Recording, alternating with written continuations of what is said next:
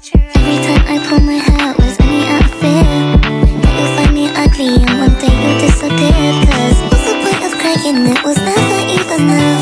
Did you ever want me? Was I ever good enough? Good boy the way up, good boy the way up. Yang pertama ada vagina. Vagina merupakan saluran berbentuk tabung yang merupakan bagian dari sistem reproduksi wanita yang berfungsi sebagai saluran kelahiran, sarana hubungan seksual, pengeluaran menstruasi, dan sistem pertahanan. Kemudian ada serviks. Serviks adalah bagian bawah dari rahim yang berbentuk silinder atau kerucut yang menghubungkan rahim atau uterus dengan vagina, yang berfungsi jalur sperma dan penutup selama kehamilan. Kemudian lapisan utama dinding rahim. Yang pertama ada perimetrium. Perimetrium adalah lapisan terluar dinding rahim, berfungsi melindungi dan melapisi rahim. Yang kedua ada myometrium, yaitu lapisan tengah dinding rahim yang berfungsi untuk berkontraksi selama kehamilan dan menstruasi. Yang ketiga ada endometrium, lapisan terdalam rahim yang mengalami perubahan selama menstruasi. Nah, ketiga lapisan dinding rahim ini saling bekerja sama satu sama lain. Lalu ada cervical canal, yaitu saluran sempit yang terletak di tengah serviks.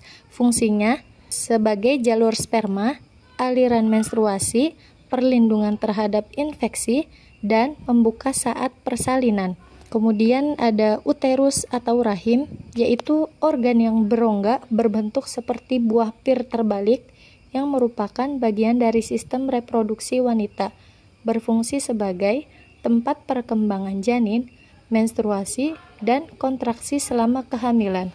Lalu ada uterine fundus, yaitu bagian paling atas rahim yang berbentuk melengkung, yang berfungsi sebagai indikator pertumbuhan kehamilan, lokasi penanaman embrio, dan peran dalam kontraksi. Selanjutnya ada fimbria, yaitu struktur seperti jari-jari kecil yang terletak di ujung tuba Fallopi dekat ovarium. Fungsinya menangkap sel telur dan transportasi sel telur.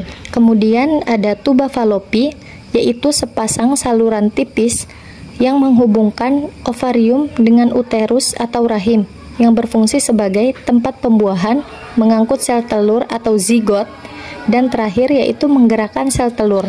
Kemudian ada ovarium, yaitu kelenjar reproduksi wanita yang berbentuk oval.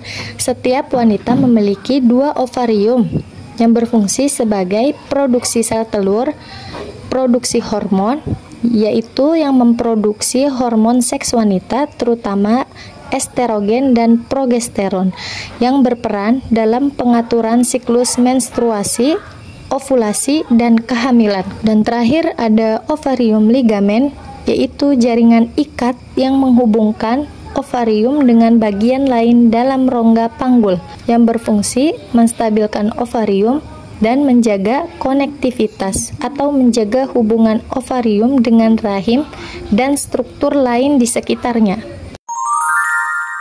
Yang pertama yaitu mons pubis.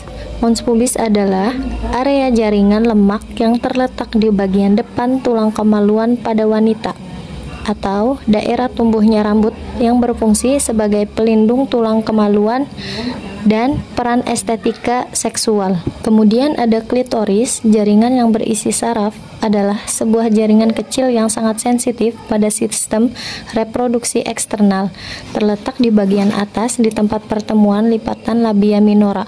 Fungsinya murni untuk memberikan kesenangan seksual. Selanjutnya yaitu labia majora, yaitu 2 lipatan kulit yang lebih kasar dan lebih luar. Fungsinya untuk melindungi struktur internal vulva. Kemudian dilanjut labia minora, 2 lipatan kulit yang lebih kecil dan tipis yang terletak di dalam labia majora. Fungsinya melindungi lubang vagina dan uretra, juga membantu menjaga kelembapan dan melindungi dari infeksi. Kemudian ada urethral opening, yaitu tempat keluarnya urin yang terletak di bawah klitoris dan di atas lubang vagina. Fungsinya untuk mengeluarkan urin. Kemudian ada anus. Anus bukan termasuk dari bagian reproduksi wanita. melainkan anus adalah bagian terakhir dari saluran pencernaan, berfungsi sebagai tempat keluarnya feses. Yang pertama ada kandung kemih, berfungsi sebagai tempat penyimpanan sementara urin yang diproduksi oleh ginjal.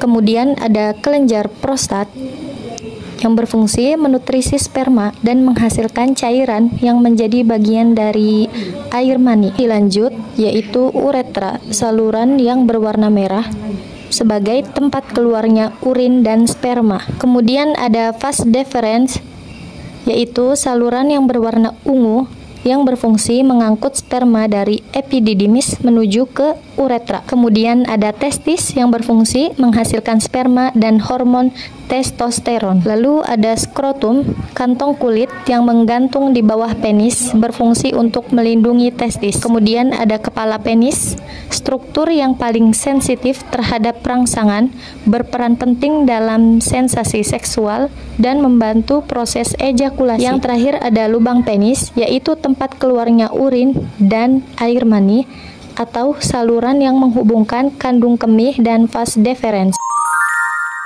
Ada vas deferens yang berfungsi menyangkut sperma dari epididymis menuju uretra. Kemudian ada ampula vas deferens yang berfungsi sebagai tempat penyimpanan sementara sperma sebelum ejakulasi. Kemudian ada kelenjar prostat yang berfungsi menutrisi sperma dan menghasilkan cairan yang menjadi bagian dari air mani. Lalu ada kelenjar Chopper yang menghasilkan cairan bening, berfungsi sebagai pelumas dan menetralkan asam pada uretra. Lalu ada epididymis, yaitu tempat penyimpanan dan pematangan sperma setelah diproduksi di testis. Lalu ada testis, yaitu dua kelenjar yang terletak di dalam skrotum yang berfungsi untuk menghasilkan sperma dan hormon testosteron. Kemudian ada kandung kemih, yaitu tempat penyimpanan sementara urin yang diproduksi oleh ginjal sebelum dikeluarkan oleh tubuh. Lalu ada vesikula seminalis yang menghasilkan cairan kaya fruktosa yang menjadi sumber energi bagi sperma. Dilanjut